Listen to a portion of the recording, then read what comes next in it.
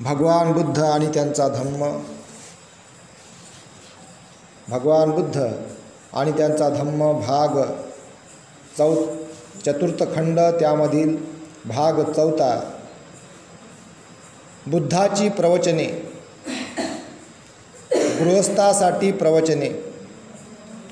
सुखी गृहस्थ. एकदा अनाथपिंडक भगवंताकडे आला आणि त्यांना अभिवादन करून जवळच्या आसनावर बसला. एकदा अनाथपिंडक भगवंताकडे आला आणि त्यांना अभिवादन करून जवळच्या आसनावर बसला. गृहस्थाचे सुख कशात आहे हे जाणण्याची अनाथपिंडकाला उत्सुकता लागली होती.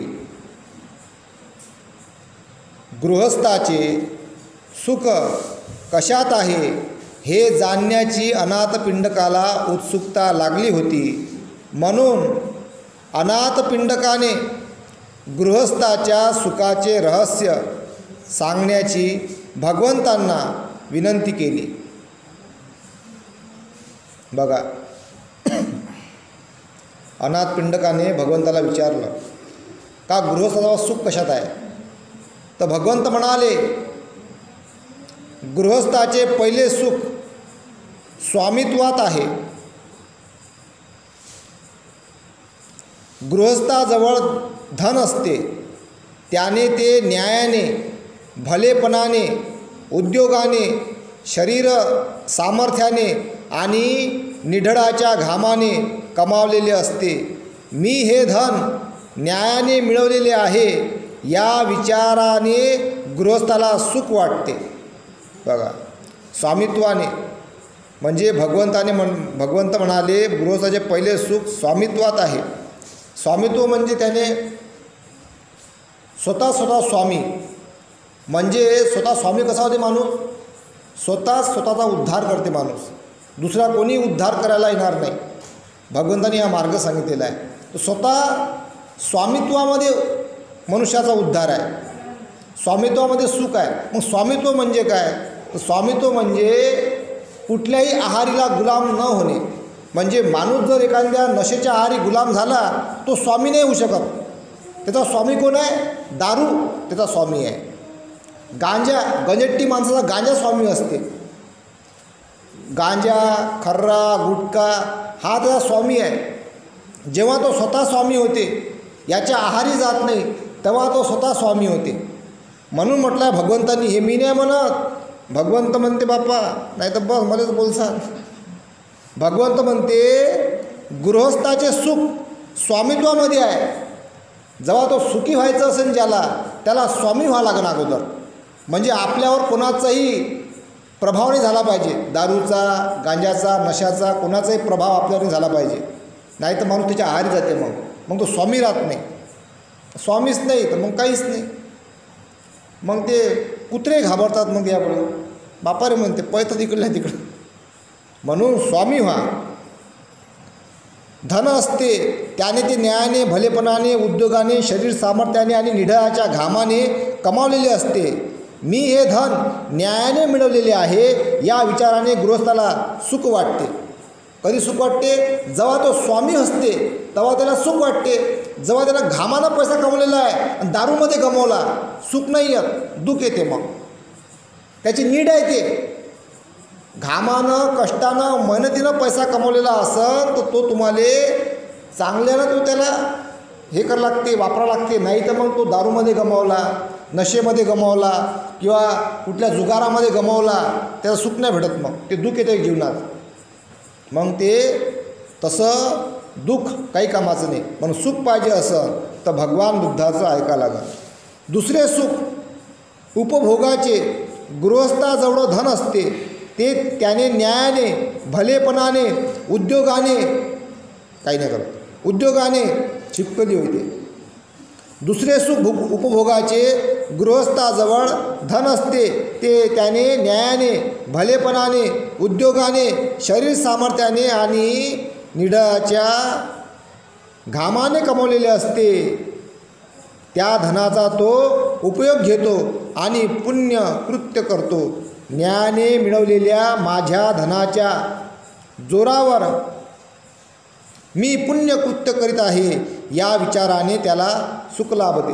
जेव्हा मनुष्य हा पैसा कमवत राहतो त्यानं ते पैसा कुशल कर्म पुण्य कमवण्यासाठी खर्च केला पाहिजे. दानपारमी केली पाहिजे, चांगले कामं केले पाहिजे. समजा बम पैसा आहे बाबा करोडो रुपया, कसा मग खर्च करावा? तर मग तो असा मनुष्य मग जुवा खेळत असन, असं खर्च न करता त्यानं मग चांगलं दानधर्म करावं, त्यानं चांगलं गरिबाची सेवा करावं, त्यानं एका दवाखाना काढावा, पैसा भरपूर आहे तर सेवा करा लोकांची, यानं पुण्यकर्म वाढते, कुशल कर्म वाढते. तिसरे सुख म्हणजे अनऋण गृहस्थ कोणाची लहान मोठे ऋण लागत नाही, यामुळे तो सुखी असतो. मी कोणाचेही काही ऋण लागत नाही ह्या व अशा विचाराने तो सुखी होतो. म्हणजे गृहस्थ कोणाचं अंगाचं कर्ज नाही बा मा अंगावर, मी सगळं कर्ज प्रामाणिकपणे फेडलं बा, त्याला सुख भेटते. मग त्याला मी कर्ज फेडलं, नाही तर मग कर्ज डुबवलं मग दुःखी होते माणूस. मग ते येतात मग वारंवार आपल्या घरापर्यंत, शासनाचं कर्ज समजा शासनवाले येतात त्यांना दुःखी होतो आपण, किंवा मग त्याच्यामुळे मग आपल्या अंगावर समजून घ्या एखादं काही कोर्टामध्ये जावं लागते, कर्ज अंगावर झालं जास्त तर काही जप्त होते, मग घर जप्त होते, वावर जप्त होतं असं समजून घ्या, किंवा मग काही प्रॉपर्टी जप्त होतं असं दुःखी होते माणूस. म्हणून म्हणते का तुम्ही जे काही कर्ज घेतलं असं ते कर्ज फेडा, म्हणजे तुमच्या कोणाचंही ऋण नाही बा, कर्ज नाही आहे, त्यात तुम्ही सुखी होता. ही बाब आपण समजून घेतली पाहिजे. चौथे सुख निर्दोषतेचे काया वाचा मनसा निर्दोष कृत्ये करीत राहिल्याने गृहस्थ सुखी होतो. म्हणजे चांगलं कार्य करत राहिल्याने मनुष्य हा सुखी होतो. अनाथ पिंडक जर गृहस्थ प्रयत्न करीत असेल, अनाथ पिंडक जर गृहस्थ प्रयत्न करील तर खरोखर त्याला ह्या चारही प्रकारचे सुख लाभते. त्याने शरीराने, आपल्या वाणीने आणि मनापासून कार्य करायला पाहिजे. नाही तर मग मनामध्ये कपट आणि करू राहिला बापा मग काही लाभत नाही. मग काय लागते? मनामध्ये कपट आहे मग काय लागते दिले बापा दिलं भोजन ना बापा, मोठी जीव राहिली येतं किती खाते, मोठा जीव राहिला किती खाते बाबा. मग मन मोकळं होऊन द्या, खाऊ द्या बिचार, एकच दिवस खाऊ द्यायचं. मग अशा प्रकारचं भोजनदान दिलं लोकायले, किंवा मग काही चांगलं तर करायचं. मग 5 लोकांचं असेल 5 लोकांना द्यायचं, 10 लोकांची ऐपत 10 लोकांना द्यायचं, 100 लोकांची ऐपत असेल 100 लोकांना द्यायचं, 200 जेवढ्या लोकांची आपली ऐपत आहे तेवढ्या लोकांना खाऊ घालायचं. पण मनापासून, कायेनं वाचेनं मनानं प्रेमानं आनंदानं, तर ते लाभते, नाही तर मग काही लाभत नाही. तर अशा प्रकारे आपण असं चांगलं काहीतरी कार्य केलं पाहिजे, कायेनं वाचेनं आणि मनानं, तर ते लाभत असते. नाही तर मग त्याच्यापासून आपल्याला सुख लाभत नाही, दुःखी होते माणूस. अनाथ पिंडक जर गृहस्थ प्रयत्न करीत राहिला, भगवंत म्हणतात अनाथ पिंडक जर गृहस्थ प्रयत्न करील तर खरोखर त्याला ह्या चारही प्रकारचे सुख लाभते. स्वामित्वाचं सुख, धनाचं सुख आणि कर्जातून मुक्त झाल्याचं सुख. कोणतंही कर्ज नाही बा अंगावर, निर्दोष आहे त्याचं सुख, आणि काय वाचा आणि मनाने केलेलं कार्य याचं सुख त्याला लाभत असते. त्यानंतर 2 पुत्रापेक्षा कन्या बरी. भगवंतानं पहिलेच सांगितलं 2500 वर्ष, पुत्रापेक्षा कन्या बरी. एकदा भगवान श्रावस्ती येथे राहत असता कोसल राजा प्रसेनजित नाव आहे, प्रसेन नदीवरून पडलेलं आहे. कोसल राजा प्रसेनजित त्याने भेटण्यासाठी आला. एकदा भगवान श्रावस्ती येथे राहत असता कोसल राजा प्रसेनजित त्यांना भेटण्यासाठी आला. राजा भगवंतापाशी संभाषण करीत असता राजवाड्यातून एक दूत आला आणि राजापाशी जाऊन त्यांनी राणी मल्लिका प्रसूत होऊन तिला कन्या झाल्याचे त्याने वृत्त सांगितले. ते वृत्त ऐकून राजा खिन्न झालेला दिसला. भगवंतांनी राजाला त्याच्या खिन्नतेचे कारण विचारले. राजाने सांगितले की राणी मल्लिका प्रसूत होऊन कन्या झाल्याचे वाईट वृत्त नुकतेच कळले आहे. राजाने सांगितले की राणी मल्लिका प्रसूत होऊन कन्या झाल्याचे वाईट वृत्त नुकतेच कळले आहे. पण तेव्हाही पहा भेदभाव होताच. भगवंत त्याचा भेदभाव दूर करते. कसा? यावर परिस्थिती ओळखून भगवंत म्हणाले, राजा, कन्या ही पुत्रापेक्षा अधिक चांगली निपजण्याचा संभव आहे. ती शहाणी आणि सद्गुणी कन्या, पत्नी, माता अशा विविध भूमिका करणारी आहे. तिला जो पुत्र होईल तो पराक्रमी कृत्य करील, मोठे राज्य करील. खरोखर अशा थोर पत्नीचा मुलगा आपल्या देशाचा मार्गदाता होईल. बघा काय म्हणते भगवंत. का बा ती सद्गुणी असते, शहाणी असते, काळजी घेणारी असते, ती आपली मुलगी असते, ती आपली पत्नी असते, ती आपली माता असते आणि म्हणून ती फार भाग्यवान आहे, फार पराक्रमी असते आणि तिच्यापासून जो पुत्र जन्माला येते तो देशावर राज्य करील. तर अशा प्रकारे भगवंतांनी त्याला मार्गदर्शन केले. ती शहाणी, सद्गुणी कन्या, पत्नी, माता अशा विविध भूमिका करणारी आहे. तिला जो पुत्र होईल तो पराक्रमी कृत्य करील, मोठे राज्य करील. खरोखर अशा थोर पत्नीचा मुलगा आपल्या देशाचा मार्गदाता होईल. म्हणून भगवंतांनी काही स्त्रियांना खूप मान दिलेला आहे, फार सन्मान दिलेला आहे. त्यांना तेव्हापासून भगवंतांनी भेदभाव दूर केला. सगळ्यात अगोदर जर भेदभाव कोणी दूर केला असेल तर भगवान बुद्धांनी.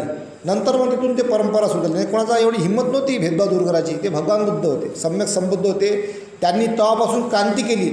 म्हणून पहिली क्रांती जगातली ज्यांनी भेदभाव, वर्णवादी व्यवस्थेला आळा घातला, वर्णवादी व्यवस्था नष्ट केली, त्यावेळेस भगवान बुद्धांनी पहिली क्रांती केली. त्यानंतर पाठ तिसरा, पती आणि पत्नी. म्हणून तर आता सगळ्या स्त्रिया ज्या ह्या झाल्या ना, डॉक्टर, इंजिनियर, वकील, जज, मोठ्या मोठ्या पदावर गेल्या, हे भगवान बुद्धाची क्रांती अगोदर त्यांची देण आहे. आणि ते भगवान बुद्धांची क्रांती संत महापुरुषांनी काळानुसार आपले कार्य केले आणि त्या सगळ्या क्रांतीला डॉक्टर बाबासाहेब आंबेडकरांनी संविधानामध्ये उतरवलं.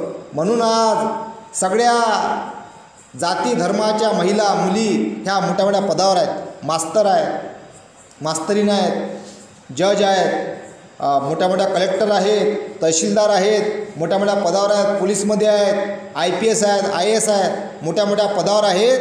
हे भारतीय संविधानाची देण आहे.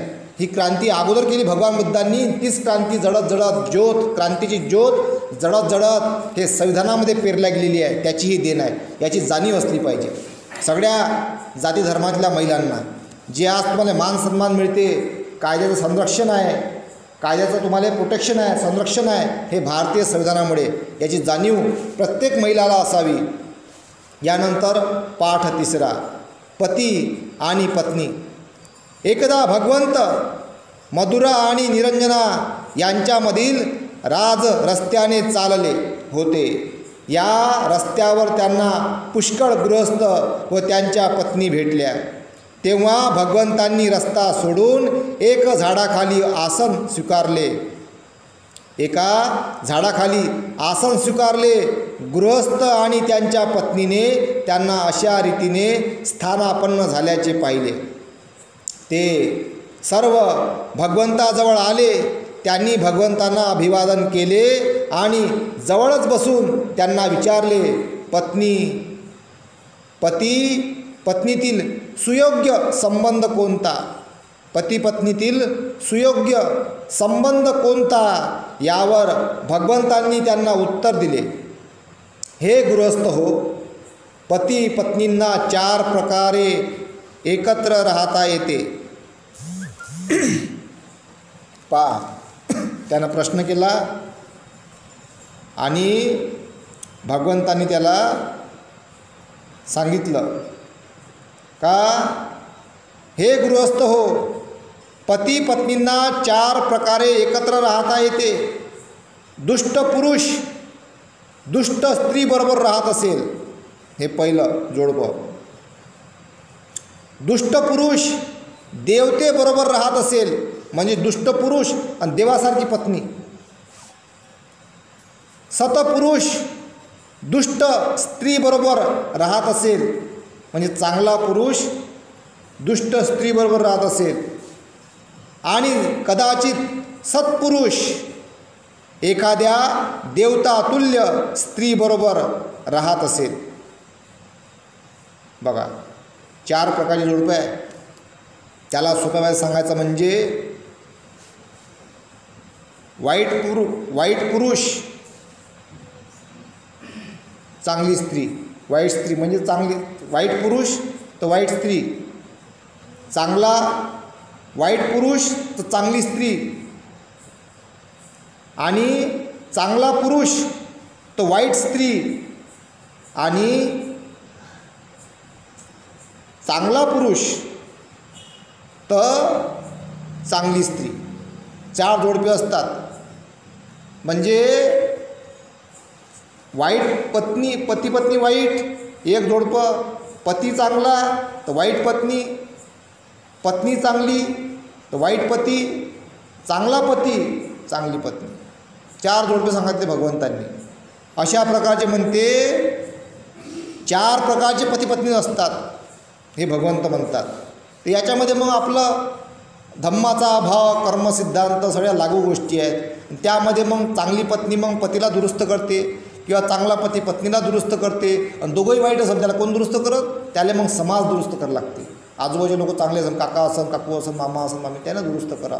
आणि चांगले पती पत्नी आहे त्याला मग समाज बाकीच्याला दुरुस्त करा. अशा प्रकारची वाटचाल करावी लागते. गृहस्थ हो दुष्ट पुरुषाचे जीवन म्हणजे हत्या, चोरी, अपवित्रता, असत भाषण, मद्यपान, दुष्ट आणि पापी वर्तणूक, मोहाविष्ट मन आणि सत्पुरुषांची निंदा याने भरलेले असते. आणि त्याच्या दुष्ट स्त्रीचे जीवनही तद्वतच असते. म्हणजे पहिला प्रकारचं सांगितलं भगवंतांनी. ते काय करतात बा? हत्या करतात, चोरी करतात, अपवित्रता, असत्य भाषण, मद्यपान आणि पापी वर्तणूक, मोहाविष्ट मन आणि सत्पुरुषांची निंदा, हे पहिलं त्यांचं हे असते. याने भरलेले असते. त्यांच्या दुष्ट स्त्रीचे जीवनही तद्वतच असते. अशा प्रकारचे सद्गृहस्थ हो दुष्ट पुरुष दुष्ट स्त्रीबरोबर जीवन व्यतीत करीत असतो. गृहस्थ हो दुष्ट पती आणि देवतातुल्य पत्नी यांच्या जीवनात पतीवर सांगितल्याप्रमाणे वर्तत असतो. पतीवर सांगितल्याप्रमाणे वर्तत असतो, परंतु पत्नी हत्या, चोरी, व्यभिचार, असत्य भाषण, मद्यपान यापासून परावृत्त असते. तिची वर्तणूक सद्गुणी आणि हितकर असते. अंतकरण मोहाधीन नसते. ती आपल्या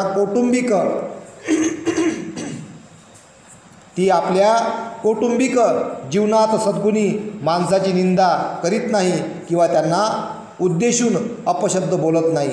याप्रमाणे गृहस्थ हो दुष्ट मनुष्य देवतातुल्य पत्नीसह राहत असतो. बघा मग तिला त्रास होते, बिचारी तिला सहन करावं लागते. असं आहे कुठं लय सहन करते बिचारी, देवासारखी राहते, सहन करते. जेव्हा बापा तो शिवा देते हा ऐकते. आण माझी आण, आकारान दे बाबा जेव्हा पागा. भला है बुरा है जैसा भी है, मेरा पती मेरा देवता है. दुष्ट असूनही देवता म्हणते बिचारी, किती भाग्यवान. मग सहन करते बिचारी, असं आहे. तर याप्रमाणे गृहस्थ हो अपशब्द बोलत नाही. याप्रमाणे गृहस्थ दुष्ट मनुष्य देवतातुल्य पत्नीसह राहत असतो. गृहस्थ हो सज्जन देवतातुल्य पुरुष आणि दुष्ट पत्नी यांचे जीवन असे असते.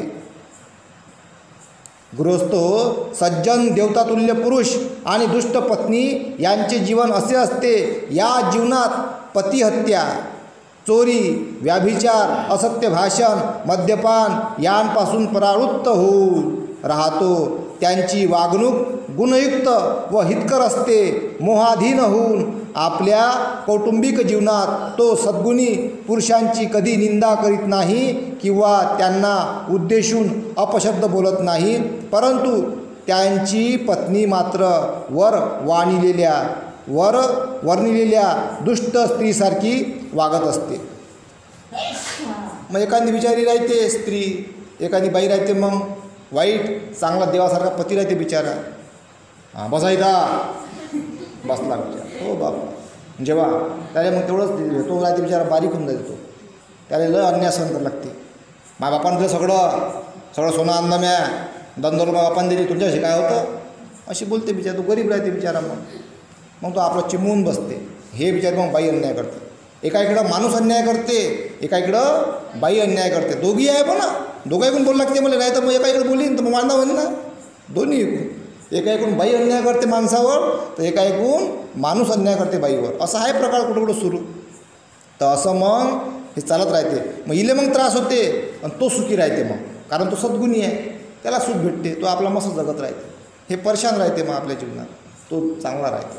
असं जोडपं आहे कुठं कुठं, तर हा प्रकार असते. त्यानंतर गृहस्थ हो, चौथ्या प्रकारची पती पत्नी जीवनात जणू काय देवतेबरोबर राहत आहे अशी वागतात. कारण ते दोघेही पती पत्नी हत्या, चौर्य कर्म, असत्य भाषण, व्याभिचार, मद्यपान यांचा आपल्या वर्तनाला स्पर्श होऊ देत नाहीत आणि मोहाधीन होऊन सत्पुरुषांच्या निंदेने आपली जीभ विटाळीत नाहीत. गृहस्थ हो, पती पत्नीच्या एकत्र जीवनाचे असे 4 प्रकार आहेत. मग ते दोघंही बिचारे देवासारखे आहेत. खऱ्याले खटं आणि खोट्याले खोटं. तेले सत्पुरुष ओळखू येते, कोणाची ते सत्पुरुषाची निंदा नाही करत. नाही तर आपण काय म्हणतो, बाबा कोणी असं नाही, त्याच्यात पॅरेग्राफ आहे, कुठं बोलायचं कुठं नाही बोलायचं, किती बोलायचं, कोणाला दुरुस्त करायचं, हे सगळं त्याला समजते. मग ते बरोबर आपलं काम करत राहतात. दुरुस्त करायचं. एवढे ते देवासारखे, दोघंही पती पत्नी देवासारखे असतात समाजामध्ये आहेत. शोधा, पती पत्नी देवासारखे आहेत, चांगले आहेत. मग त्यांची लोकांना त्याची मग वाईट जे वाईट असतात त्याने पटत नाही. मग बापा बोला ज्ञान सांगू लागला आम्हाला सांगते म्हणते ज्ञान. मग यांना मग ते वाद होतात त्यांचेवाले, किंवा मग त्यांना कोणी बोलते त्यांची जास्त निंदा होते चांगल्या लोकांची. असा प्रकार असतो. म्हणून म्हटलं गेलेलं आहे ना, चालत राहायचं, काम करत राहायचं. कारण हा चालणारच आहे. हा जीवनाचा प्रवास आहे. चांगलं वाईट चांगलं, वाईट आणि चांगलं हे जीवनाचा प्रवास आहे. हा करावा लागतो आणि थांबता येत नाही. थांबले का गेले. आज माणूस लगेच चांगला आहे, काही काळानं वाईट होते, लगेच चांगला होते, लगेच वाईट होते, अधिक चांगला होते, लय काळापण चांगला राहते आणि चांगला राहते. मग तो शेवटपर्यंत चांगला राहते. नाही तर माणूस वाईटच राहते तर वाईट राहते, मग शेवटपर्यंत वाईट राहते. कधी चांगला होते, कधी वाईट होते, कधी चांगला होते, कधी वाईट होते. हे गुणधर्म माणसाच्या अंगात चालू राहतात. सदैव जर चांगलं राहायचं असेल, चांगलं राहायचं असेल, चांगलंच राहायचं तर धम्म वारंवार श्रवण करावं लागते, जगा लागते. धम्माच्या मार्गाने जगत राहावं लागते. तेव्हा माणसाला मग चांगला माणूस बनवून राहते. तर या प्रकारे आपण जर देवता बनायचं असेल, देवता आणि देवी बनायचं असेल, तर देव मनुष्यान पूजिता बुद्धो भगवते म्हणून म्हटलेलं आहे. देव आणि मनुष्य, माणसांमध्येच देव आहे. देवासारखी माणसं एक असते मनुष्य, चांगले मनुष्य असतात. आणि जे आपलं उंच काम करतात, चांगलं काही कार्य करतात किंवा देवासारखे विचार असतात, ते देवतातुल्य मनुष्य असतात. देव मनुष्यानं बुद्धो भगवती. देव मनुष्य पूजतात भगवान बुद्धाला. आहे ना ते मंत्र आपण बोलताना गाथेमध्ये, देव मनुष्यानं पूजिता बुद्धो भगवती. देव आणि मनुष्य भगवान बुद्धाला पूजतात. मग याचं सगळं विद्रुपीकरण झालेलं आहे. अनेक देव निर्माण झाले. हे सगळं लय मोठा इतिहास आहे. तर भगवान बुद्धाला सगळे देव आणि मनुष्य हे सगळे भगवान बुद्धाला पूजत होते. त्या काळामध्ये राजे महाराजे लोकांना देव म्हणत होते. जे सामान्य लोक आहे ना, हे राजे महाराजे लोकांना हे देव देवी असे म्हणायचे. तर म्हणून म्हटलं गेलेलं होतं, देव मनुष्यानं पूजिता बुद्धो भगवाती. हे याचा पुरावा आहे, याचा वैज्ञानिक बाजू आहे. हे आपण समजून घ्यायचा प्रयत्न करायचा. यानंतर शील परिपालनाच्या आवश्यकतेवरील प्रवचने. माणसाची, त्यामधील पहिला, माणसाची अधोगती कशाने होते. एके समयी भगवान श्रावस्ती येथील जेतवनातील अनाथपिंडकाच्या विहारात राहत होते. एके समयी भगवान श्रावस्ती येथील जेतवनातील अनाथपिंडकाच्या विहारात राहत होते. त्यावेळी मध्यरात्र उलटल्यानंतर आपल्या तेजाने जेतवन दीप्तिमान करीत एक देव भगवंताच्या जवळ आला आणि त्यांच्या सानिध्य जाऊन आदराने त्यांना अभिवादन करून बाजूला उभा राहिला आणि भगवंतांना उद्देशून पुढील श्लोक म्हणाला.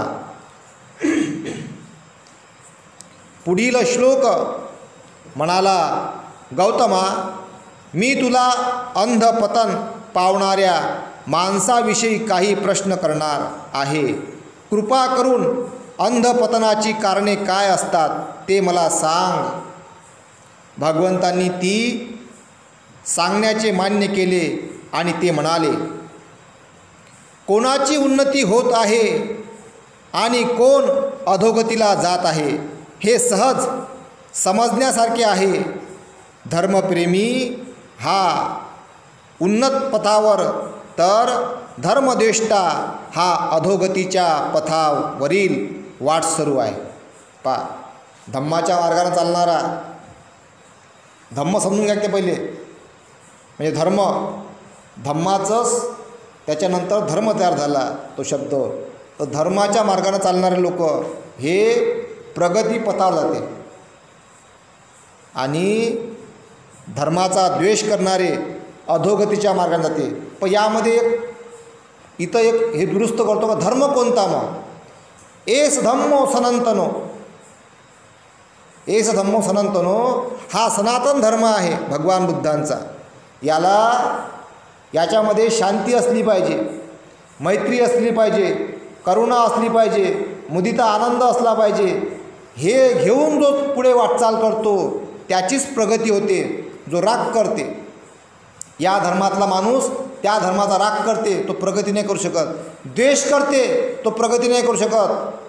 त्याला राग आणि द्वेष त्यागावा लागेल, तेव्हाच तो प्रगती करेल.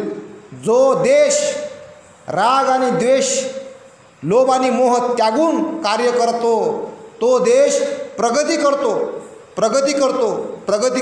उदाहरण आहे जापानमध्ये हिरोशिमा नागासाकीमध्ये एका काळामध्ये अमेरिकेचं आणि जापानचं युद्ध झालं होतं. माहीत आहे ना इतिहासात. तिथं बॉम्ब पडला होता, अणुबॉम्ब होता ना तो. किती मोठा बॉम्ब होता तो. त्या बॉम्बनं म्हणते पुरं शहर उद्ध्वस्त झालं होतं. 50,000च्या वर तर असंख्य लोक मरण पावले होते. आणि जापाननं मग शांती प्रस्थापित केली. भगवान बुद्धाचं ऐकलं, आता शांत राहा, हिंसेनं काही फायदा नाही. शांत राहायला अमेरिकेनं माघार घेतली आणि मग युद्ध थांबलं. जापाननं आपल्या भगवान बुद्धाचं ऐकलं, शांती प्रस्थापित केली आणि शांती प्रस्थापित करून बुद्धाच्या मार्गाने जगत राहिले. आज जापानचा व्यवसाय पुऱ्या जगात पसरलेला आहे. जापानची अर्थव्यवस्था जगातली 3ऱ्या नंबरची अर्थव्यवस्था आहे आजच्या तारखेत. पहा तुम्ही गुगलवर सर्च करून, 3ऱ्या नंबरची अर्थव्यवस्था आहे. एवढा जापान प्रगती केला. लहानसा देश आहे, पण त्यांची अर्थव्यवस्था भगवान बुद्धाच्या मार्गाने चालल्यामुळे त्यांनी प्रगती केली. म्हणून का प्रगती केली? कारण शांती, मैत्री, करुणा, मुदिता, आनंद प्रस्थापित केला म्हणून प्रगती केली. रागन द्वेष, आपसामध्ये भांडणं, आपसामध्ये दंगल, आपसामध्ये द्वेष करणे, राग करणे, यांना प्रगती होते काय? नासडा होते, नुकसान होते. म्हणून आता इलेक्शन येऊ राहिलं, आता हे वाद उत्पन्न करण्याचा प्रयत्न करतात, जातीमध्ये भांडणं लावतात. धर्माधर्मामध्ये भांडणं लावतात, अशा लोकांपासून तुम्ही सावध राहिलं पाहिजे. अशा लोकांपासून जे जातीजातीमध्ये भांडणं लावतात, धर्माधर्मामध्ये भांडणं लावतात, अशा लोकांपासून आपण सावध राहिलं पाहिजे आणि जागृत होऊन कार्य केलं पाहिजे. यानंतर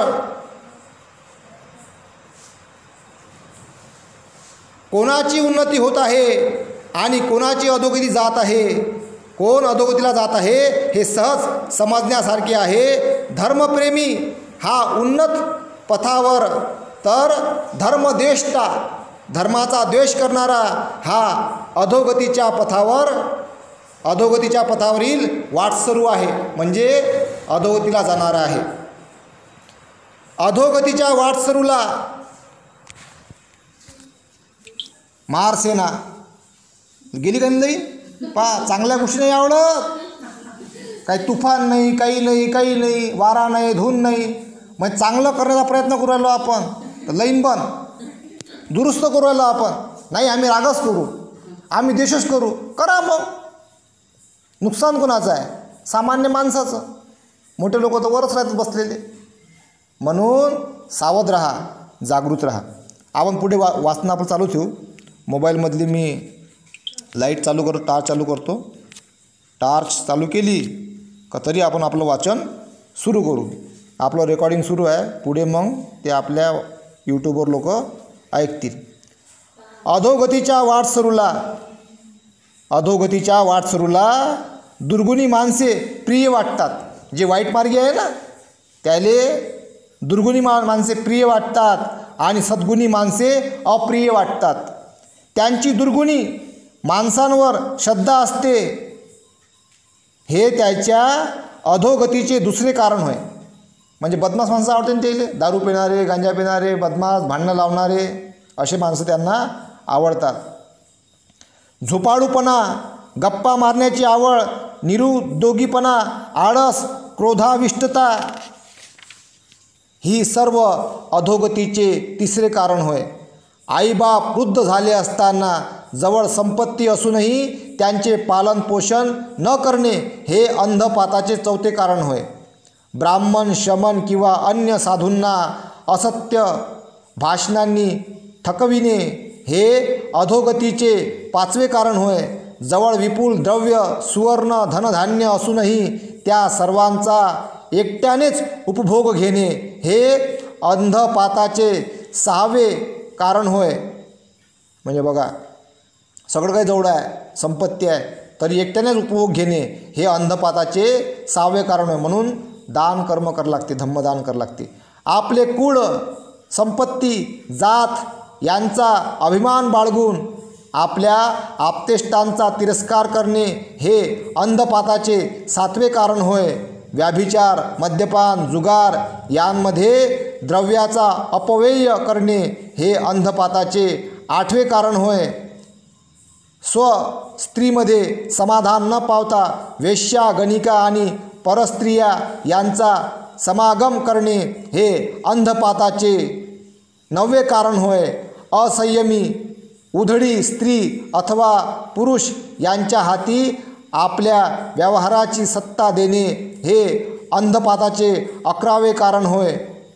जवळची साधने अल्प असूनही क्षत्रिय कुळात जन्म झाला या जोरावर अफाट महत्त्वाकांक्षा आणि